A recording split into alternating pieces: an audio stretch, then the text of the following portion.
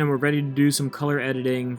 Keep in mind that this is going to be very minimal and it will have to have a black and white version, so we'll kind of get it ready to be able to swap by the end of this.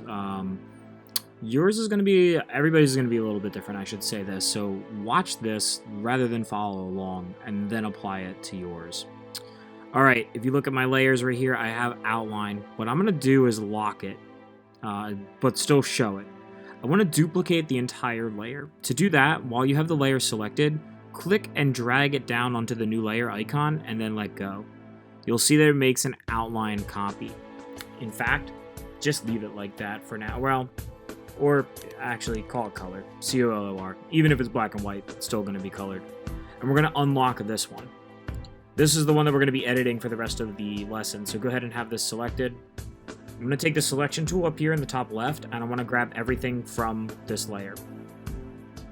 Before I do that, if you have anything like this, like a big bold shape like that, you're actually going to want to delete it, but don't worry, it'll still show on the one behind it.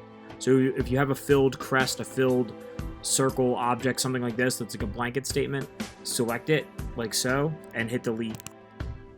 Again, it doesn't show because if you look here on outline, if I hide outline, then it will go away. But this way it'll still kind of keep it honest. Now I want to take the selection tool and I want to select everything in the logo. Click, drag, and swipe to grab all of the objects or individual drawing marks that you made. In the very top of your screen, you're going to see the selection object.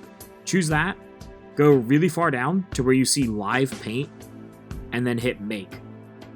So object, live paint, make. This will come up. You can just click OK to this. And let me just show you real quick the difference. So here's the object or the layer with just the live paint, and then there's your original. You'll notice that all your lines become really thin. And the reason that is because we can now paint bucket inside them. But you won't just use the standard paint bucket. You're going to have to use the live paint bucket, which is the hotkey K. You could find the tool over here. It might be hidden under the shape builder tool. But again, if you just hit K on your keyboard, like K, man, then you're good to go. You will have to choose a fill color. I'm going to be doing mine just right now in white, where fill currently is none.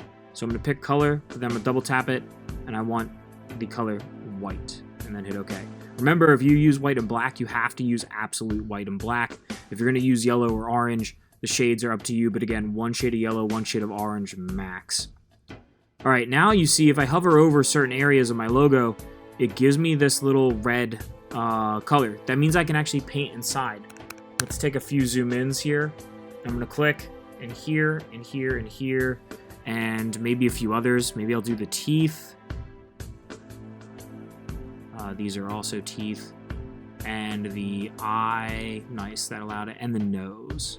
All right, now I have what I want selected from my lion. You could, again, I could double click this. I could choose yellow. And I could do certain marks yellow if I wanted to. You know, like I could do the mane yellow and the teeth white. Totally up to you. I have a different plan for yellow coming up, I think. So I'm actually going to leave them white. And that way, too, I know the logo works very well in just a simple black and white. The gray, though, now we have to change, right? Gray is not one of the colors that are allowed. So let's go back to our menu here. If there's anything left on outline that you might want to change, you will want to lock the color layer, unlock the outline layer, and then you'll have to change individual things on the outline layer. The outline, we didn't combine everything, right? Like, so if I were to, say, select the main right here, like just this main stroke that I made, I can go up to the stroke in the top where it's just a 1-point stroke right now, and I can increase it if I want to. If I want to make certain lines bolder or thicker than others. So maybe I'll actually grab all of the mains, or parts of the main right now. Again, I'm trying to be precise with my clicks, and I'm going to go and up them to a 2-point thickness. That way that part of the line's a little bit beefier than some of the other ones. I can zoom in here, grab that guy right there, and this guy right here, and we'll make them 2 as well. Let me command minus out. That way you have really, really good line depth with certain things that just show a little bit better. You obviously don't want everything being maybe the same thickness, so that way that'll pop a little bit more. Last but not least, again, the circle. I have the circle selected right here, right now. It's just gray in general. Let's double click the gray, and I'm going to choose yellow. And then I'm also going to go to stroke, and I'm going to change that to black. Oh, actually, hold on. First, I want to change it to a color, then double click it, and then black.